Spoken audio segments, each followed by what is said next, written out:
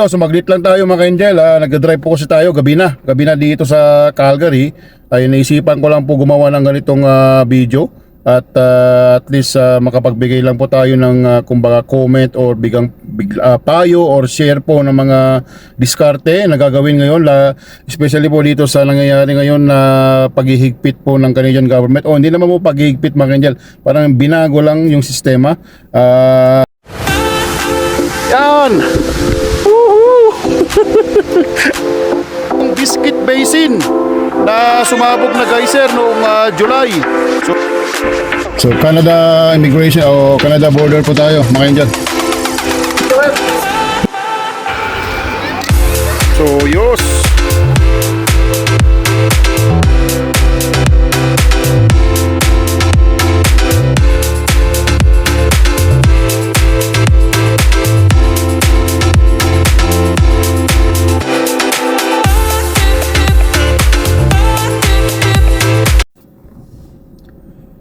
Hola ho mga ka-Angel! So ito po ang inyong lingkod, yung katrobat kalakwatsa Kuya JJ. So mga ka-Angel, ito sumaglit lang tayo mga ka-Angel. Nagdadrive po kasi tayo, gabi na dito sa Calgary. Ay naisipan ko lang po gumawa ng ganitong video. At least makapagbigay lang po tayo ng kumbaga comment or payo or share po ng mga diskarte na gagawin ngayon, especially po dito sa nangyayari ngayon na paghihigpit po ng Canadian government. O hindi naman po paghihigpit mga Angel, parang binago lang yung sistema. Continuous pa rin naman po yung mga application na tinatanggap nila. Kumbaga nilimit lang talaga yung mga caps, yung mga kailangan lang i-process or yung parang i-accept sa mga application, sa mga student, sa mga PR and everything. So yun mga Angel, at ito mga Angel, hindi na tayo masyadong magko-comment sa mga naunang video niya ng mga masikat na vlogger dito sa Canada na nagbigay po na shinare na nila yung mga laging latest news about sa immigration o sa Canada, sa IRCC, yung Immigration and Refugee Citizenship Canada.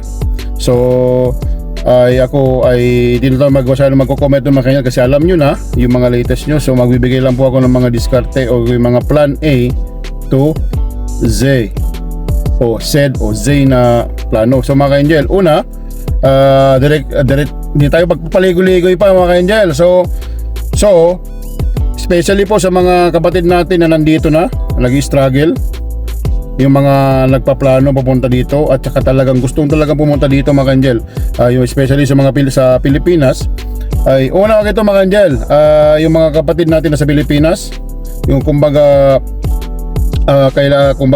yung mga gusto talaga pumunta dito, pwede tayo mag-try mga Angel, mag-abroad muna tayo sa iba.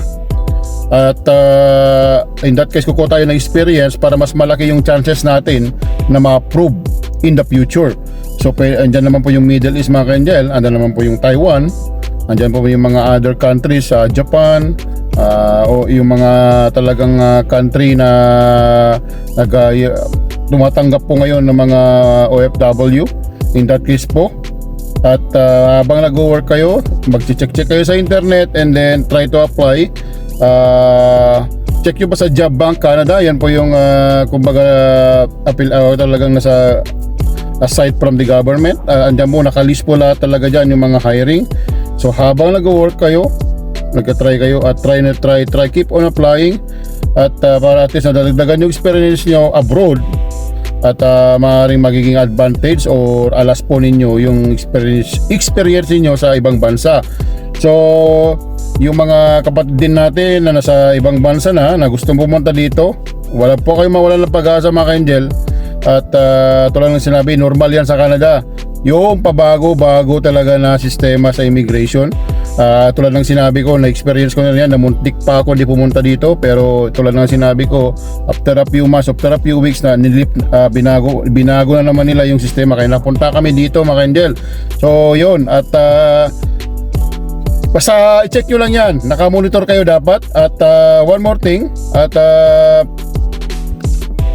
ito inaayos kasi ng government mga Angel, nasabi ko na yan na gusto nila kasi na at the end of the day ay mamroblema yung Canada government na sobrang dami ng taong pumupunta dito. Kaya in that case po gusto nilang pag-aralan muna para at least ma-accommodate o hindi nila mapabayaan lahat ng mga taong gusto mag-migrate o pumunta dito. Ay ganun yung ginawa, nilimit mo na nila. Pagka naayos na nila yung mga kanjel, I'm pretty sure dadagdagan na nila yung kumbaga yung caps o yung parang quota sa gustong mag-stay dito. So yun mga kanjel, at ito mga kanjel, isa pa, yung magiging in demand na mga trabaho sa Canada ay malaking faktor po yan mga ka-angel. Bakit po? Dahil yung Canada, kahit saang bansa naman po yan, kung kailangan nila yung ganong mga posisyon o yung mga trabaho, ay kung kayo po ay mayroon kayong experience sa ganon o talagang background nyo na po yung ganon, ay pretty sure malaki ang chances ninyo na ma-approve for permanent residency or work permit or kung ano yung mga papel na pwedeng pagpahintulot na mag-stay kayo dito mga ka-angel. So tulad ng sinabi ko, common sense mga ka-angel, kung ako ang country at may isang tao, kailangan ko yung ganito at may yung willingness niya na mag-stay sa Canada, bakit hindi ako magdalawang isip na makanya tanggapin ko siya as long as na yung tao na yon ay maganda yung intensyon at yung talagang gusto niya mag-stay sa isang sa Canada, then tanggapin ko siya mga ka-angel. Kasi kailangan ko yung ganong position. Especially po pagka hindi ka na makahanap sa local, I mean yung mga nakatira dito. So yun mga ka-angel, at umpisa na natin na yung mga magtrabaho na sa mga eksperto ay magiging in demand in the coming years. Hanggang sa ngayon po ay in demand at in demand pa rin yun sa susunod na mga taon pa. Ay una kong babanggitin na at talagang alam ko na kailangan din talaga ng Canada at yun yung na-observe ko na yung about sa medical, yung mga doktor, nurses, caregiver, lahat na po na related sa medical ay kailangan po talaga ng Canada ngayon yan, especially po sa mga provinces na mataas na po ang population like po sa Alberta. Dito sa Calgary mga angel, they are really in need ng mga doktor at mga nurses. At tulad ng kung mga angel, kung bata-bata pa tayo, baka mag-aaral pa tayo ng doktor, pero i-give way na natin sa mga chikiting na, sa mga kids na sila na magiging doktor in the future. So yun mga ka-angel, kasi po nag-grow yung population. Example ko lang po dito sa Calgary, nag-grow yung ang bilis ng growth percentage po ng Calgary at Edmonton mga ka-angel. Maraming nagmo-move dito at locally at internationally, at talagang mapipil mo talaga na at kailangan talaga ng doktor mga ka-angel. Kasi dito sa Canada kasi mga ka-angel, may mga yung sistema nila, aside from the doctor talaga sa hospital, ay nire-require nila na as much as possible ay may yung family or ikaw ay magkaroon ka ng family doctor. So in that case, mas maalagaan ka, mas mamumonitor ka ng family doctor. So ngayon mga ka-angel, based observation ko ay yung mga namimit natin sa mga lugar-lugar ay nangangailangan sila, naghahanap sila ng family doctor. So I tried na mag-call ng mga clinic or mga ganon, at wala silang vacancy na nag-accept ng mga new patient. So kailangan talaga nila ng doktor mga ka-angel. Kaya kung alam nyo may background kayo sa doktor, sa nurse or any related sa medical, may check the government websites, the job bank, at pwede kayo mag-send ng resume dyan.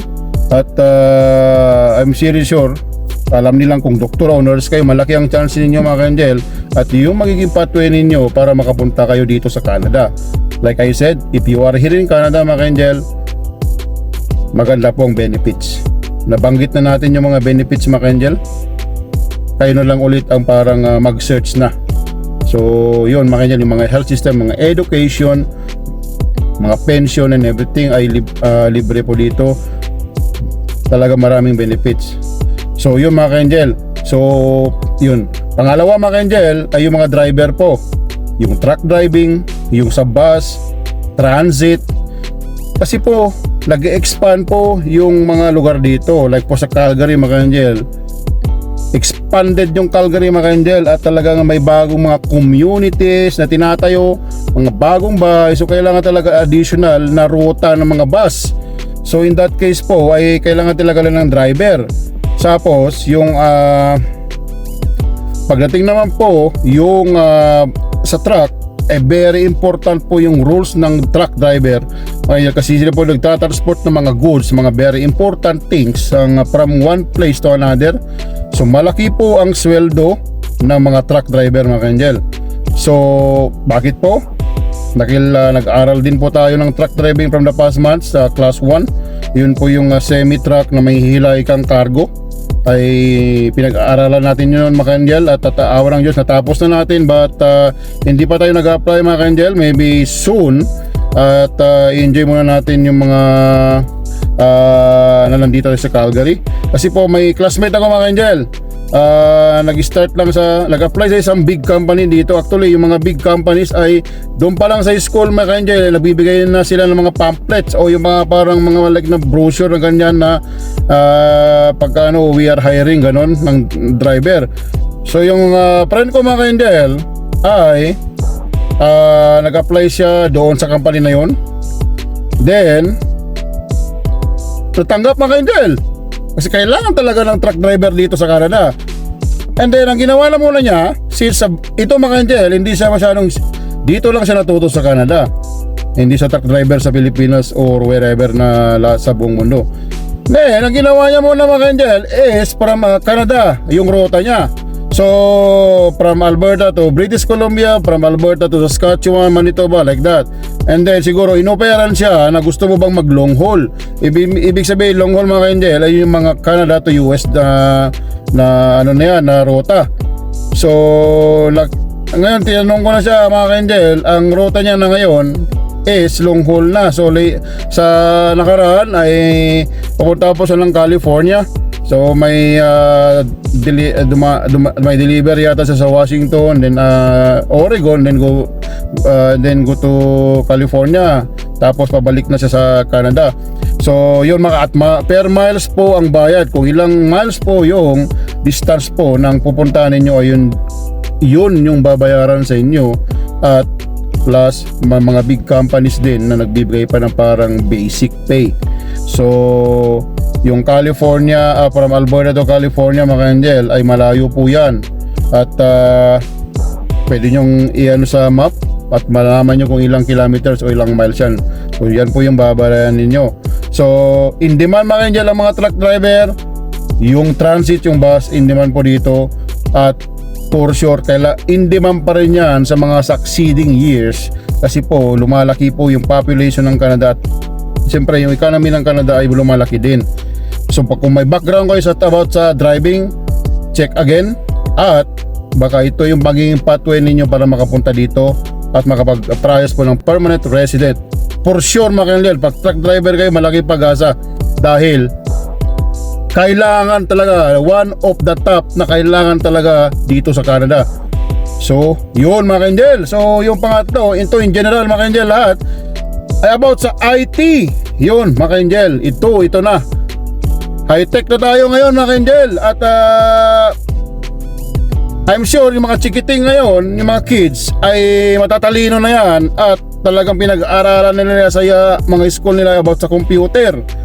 So in that case po, in general, dito sa Canada, kailangan talaga nila yung about sa IT, yung mga information technology programmer, yung mga kumbaga lahat na, yung mga data, web developer, mga ganun, mga ka-angel. Kung lahat are about sa related sa IT at alam niyo may background kayo, mga ka-angel, i-try nyo po ulit yan. At marami pong mga company nag-hire dito sa Canada.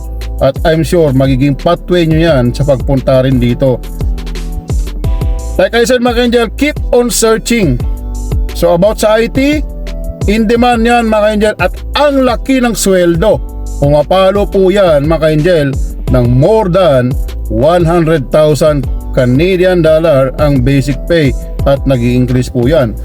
So yun, mga ka-angel, about sa IT. So number 4, mga ka-angel, syempre dito, mga ka-angel, ay maraming mga malalaking kumbaga retail company din, ay nangangailangan po sila ng mga mga supervisor, yung mga manager, supervisor, at of course yung mga worker din po, ng mga stacker, ganyan. At talagang in demand mga ka-Indel ngayon, kasi maraming ito mga ka-Indel, example ko lang po dito sa Calgary, marami talaga nagbibuild talaga ng mga kumbaga sa under construction na mga about sa retail. At plus po yung logistics mga ka-Indel. So logistics mga ka-Indel is about shipping, kumbaga warehousing. At of course yung Calgary ay ito sa Calgary mga ka-Indel, daming under construction po ng mga building, ng mga warehouses, kasi po pinipredict po nila yung Calgary as one of the top, or maybe one of the top logistics hub dito, not only in Canada, in North America, kasi po yung location niya in between ng east at west, at Calgary is the fourth biggest city. Kaya of course yung tax din mga ka-Indel, kaya dito siya nagtatayo ng mga company. In that case po, magiging super busy po yung Calgary Airport, I'm pretty sure in the coming days or in the coming years. Kaya nangangailangan talaga sila ng mga logistics worker. So in that case po, baka yun na naman na maging pathway nyo para pumunta dito sa Canada. So same with the other big major cities din po yan. Sa Edmonton, ganun din po. So yun about sa logistics, warehousing and retail mga ka-Indel. So yun mga ka-Indel, at yung susunod natin mga ka-Indel ay about sa advertisement. Kung may background kayo sa advertising, may background kayo dyan, kahit nangangailangan din po yan, kasi of course promotion, high tech na po tayo ngayon. Para mag-grow yung isang company, kailangan po nila ng advertisement. Kung may specialty kayo sa about sa ganyan, check nyo rin po yan. So yung susunod mga ka-Indel ay ito, very important, kahit sang sulok lang mundo mga ka-Indel, ay yung teacher. In general po, teacher ng high school, elementary or college man yan, ay kailangan po talaga nila ng teacher mga ka-Indel. Kasi tulad ng sinabi ko, when a population grow, a teacher also needs to grow. Yun mga ka-Indel, di ba? Kasi siyempre kailangan ng teacher para magturo sa mga chikiting. So like po dito sa community natin dito sa Calgary mga ka-Indel, sa school ay yung teacher nila mga ka-Indel ay galing pa sa isang school din, na Catholic school. So in that case po, yung teacher na yon magtuturo doon sa isang school, pupunta dito, pupunta diyan. Or yung ibang teacher nagtuturo dito sa lower grades, and then magtuturo pa siya sa other grades, yung higher or lower grade. So in that case po, siyempre mahirap din po yung ganun mga ka-Indel. Kaya salute sa mga teacher, kasi ang laki ng papel nila sa paggrupo ng isang mga kids.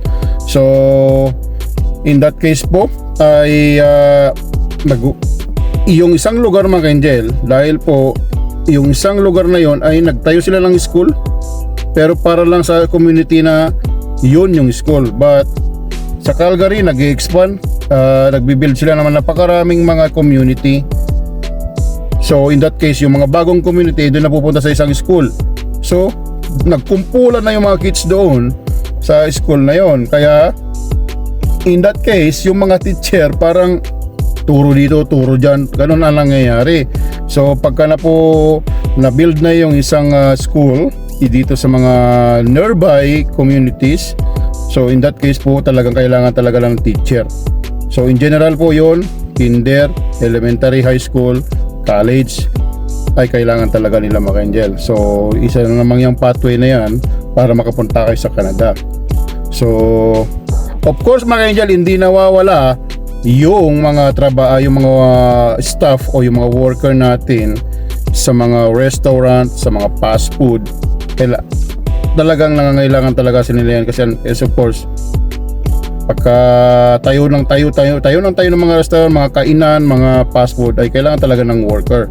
So in that case ay isa din na pathway yan para makapunta kayo dito. Keep on searching, maraming job sites po na available.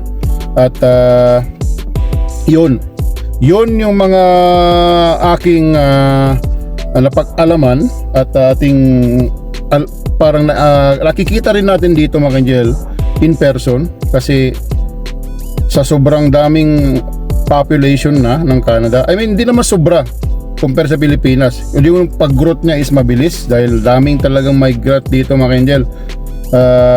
Kasi one of the best country to live in kasi yung Canada mga Angel. Siguro pag andito kayo, pag outside kayo ng Canada sa Pilipinas, mag-isip pa rin kayo kung bakit kayo nagpupunta sila sa Canada. Now, find your own find your own research. Ako na, sinishare ko na. Pag nandito kayo mga Angel, you're almost 100% secure na, especially sa kids, kasi ang daming benefits dito na makukuha. Number 1 po talaga, paulit-ulit kong sinasabi, yung health, yung education, yung pension plan. Yung health education libre, yung pension plan, 3 po ang pension nyo dito, plus meron pang isang tinatawag, plus marami pong klaseng pension. So talagang tulad ng sinabi ko mga Angel, may mga pumupunta umuwi sa Pilipinas, pero at the end of the day gusto nyo pa rin nilang bumalik dito, kasi pag wala ka ng datong sa Pilipinas mga Angel, doon ka na mag-isip ka gusto mo nang bumalik dito sa Canada. Meron tayong napanood at nag-decide sila na mag-stay sa Pilipinas mga Angel, but ito na nga nangyari na yung isang ay na ospital sa Pilipinas, and then ang laki ng gastos, naubos yung ipon, kaya naisipan nilang bumalik na dito sa Canada. Dahil kung andito lang sa Canada, I'm sure hindi ka ganong magkakasakit. Kung magkasakit ka man, wala ka sanang binayaran. Yun ang isang factor mga Angel na i-consider natin. Kung may chance talaga na pupunta tayo dito sa Canada, grab it. At huwag po kayong mag-isip ng negative. Lahat, kasi po mga Angel, pag nag-isip tayo ng negative, madi-discourage tayo. Kung ano na lang pumapasok sa isipan natin, yun ang nagpo-cause na gusto na nating umuwi. Like I said mga Angel, hindi na tayo magtatagal dito hindi tayo nagtagal hanggang ngayon kung pangit yung Canada mga Angel. Nag-abroad din tayo sa ibang bansa bago dito, pero dito nakikita ko na okay talaga mga Angel. So yun, ibahagi ko lang mga Angel ito, at at least makatulong po sa inyo. At ito, sharing mga Angel. Ang maganda, nakakagaan ng loob kung nakakapag-share po tayo ng mga ganito sa kapwa natin. At yeah, so yun mga Angel, yun muna aking may babahagi ngayon. At always pray to God. It really works. At think positive mga Angel. So hanggang sa susunod na mga video natin ulit, at kung ano, may mga magaganda tayong mga good news sa inyo, i-share natin yan. Hindi ako masyadong magbibigay ng bad news. Ayoko kayong may stress. Nagkakaproblema na nga yung yung immigration is kumbaga nagpapahirapan na. Ayoko nang dagdagan na magbigay pa ng bad news. Mostly good news ang sasabihin ko sa inyo, at good news na makakatulong po sa inyo lahat. Okay mga Angel, so salamat po sa panonood, at I appreciate yung mga nag-subscribe at yung mga nanonood. Sorry kung minsan malabo yung video natin, at walang sinabi ko, hindi pa tayo eksperto, but I'm trying na mapaganda yung mga video natin mga Angel. Yung ito mga Angel, actually itong video natin na ito, itong channel is about travel, but I decided na idagdagan ko na lang na mga tulad ng ganito, na magbibigay tayo ng mga sharing ng mga experience, kumbaga sharing kung paano makapunta dito mga ganyan, para makatulong po sa inyo lahat mga Angel. So sana may good news na darating in future, at makapunta rin po kayo dito sa Canada mga Angel. At tulad ng sinabi ko, you need to appreciate kung ano yung meron sa Canada. At sigurado pong mag-e-enjoy po kayo dito mga Angel. Okay mga Angel, at hanggang sa susunod na video natin, at ingat po kayo lagi, stay safe, pray hard, it works. Ito po ang yung lingkod, yung katropa at kalakwatsa, Kuya JJ. Hanggang sa muli po, at may God bless you always. Don't forget to subscribe to my channel, Discovery Angel, para tuloy-tuloy po ang paglalakwatsa natin. Okay po mga Angel, thank you very much. Hanggang sa muli. Day 2. Angel, so kain po tayo ng noodles sa laban kasi malamig ngayon. Siyempre galing tayo ng church, hindi tayo nakapag-video na doon kasi siyempre privacy. At yun, kakain tayo ng noodles mga Angel. At ganyan po yung routine namin pagka malamig ang panahon. Let's go. Yung pala yung paligid mga Angel, oh. Yan mga Angel, dito sa ito lang po ang buhay dito sa Canada mga Angel. So yan mga Angel, yung mga na-order natin, may noodles, ramen, tapos may mga tempura, iba't ibang klaseng tempura. Tapos yung mahaba na ito mga Angel, may fried rice na yan, may hash brown at saka sushi. Mura lang po mga Angel yan, $2.50. So saka milk tea yan, panalo mga Angel, masarap talaga dito mga Angel. Mga Angel, tapos na tayo kumain. At dito nag-video kasi gutom na tayo. So mga Angel, ito may magandang deal. Ito papakita ko sa inyo mga Angel. Kaya mga Angel, 51. So dati binabayaran namin dito mga Angel mga papalo ng 70 plus. Dahil po dito sa ito mga Angel, yung 2 kids smiley platter na yan. Ito mga Angel, may kanin na kasi yan may hash brown tsaka sushi.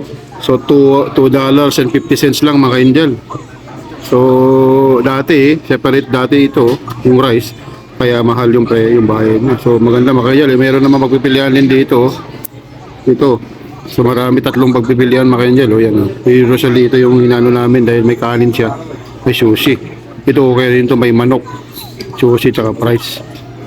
So okay naman po lahat yan. So yun ang maganda, kaya kumbaga ito pag nakadalawa kang ganito mga Angel, okay na yan Kaya panalo mga Angel. Mga Angel, at pagmuhuling tayo, tingnan natin yung SM. So let's go. Mga Angel, andito pa tayo ngayon sa The Big Box. So mamasyal muna tayo dito sa loob at ipapakita ko sa inyo yung itsura po ng Big Box sa loob na indoor playground dito sa Calgary. Let's go mga Angel. So yan mga Angel, yung Big Box dito sa Northeast, dito po sa 64th Avenue, corner po ito ng Deerfoot Trail. So malapit po sa airport ito. At ito yung sa aking tingin mga Angel, ay isa sa mga top na indoor playground sa Calgary. Malaki po siya, maraming mga rides o mga games o mga kumbaga para sa mga kids. So let's go mga Angel, explore natin ang loob. Yan mga Angel, tara, pasok tayo sa loob. Yan mga Angel, yung mga activity nila dito yung entrance. Yung mga pagkain din po dito mga Angel. So dito tayo sa pasok tayo dito mga Angel. Maraming yan. Yan mga Angel, maraming rides doon. Tapos may inflated na slider ng mga kids doon.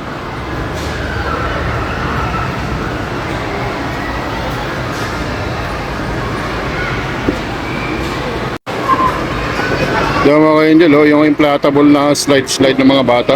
Yung panik!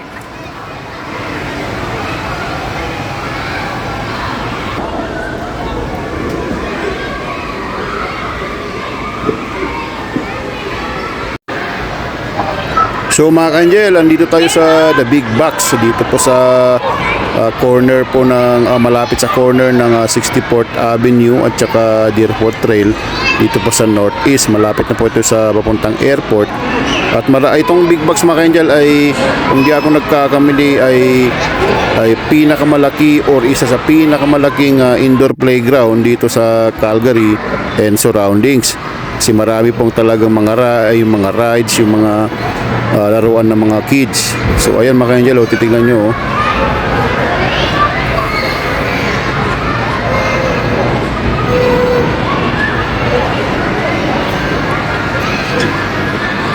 A few moments later.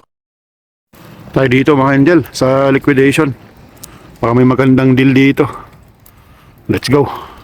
Ayan tayo ng pambugaw ng ano mga angel. Hayop. Angel, ayan tayo ng magandang deal dito. Sabayang kamor tayo mga angel.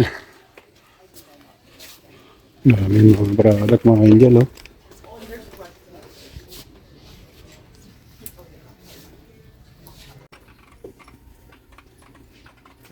Chilio mga angel oh. Sakto. Ito pwede ito oh.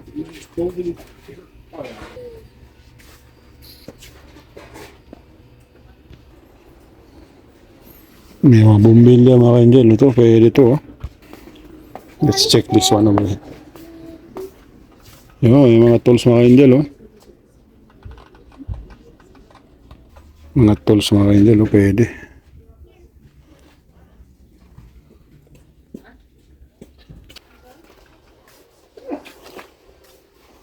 Sa mga aso mga angel oh. Labas na tayo mga angel. Bibili tayo ng pizza kasi gutom na. So tara mga angel, bili tayo ng pizza. Let's go. Mga angel, bili tayo dito sa Senyores, isa sa mga sikat na pizzahan. So subukan natin. So mga angel, pasok tayo sa loob. So yan po yung mga menu nila mga angel oh. So mag-order tayo ng doner tapos wings. So pinipilaan po to dito mga angel kasi masarap daw talaga. So subukan natin kung mapapawaw tayo mga angel dito po sa Senyores.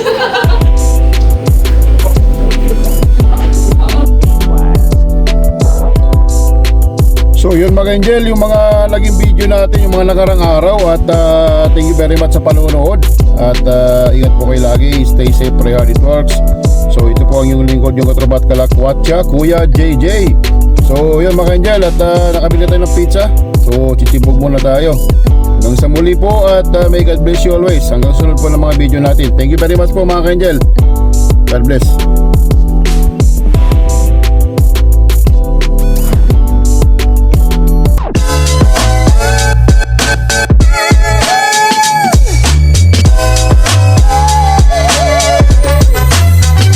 Mga ka-angel, dito po yung Biscuit Basin na sumabog na geyser noong July.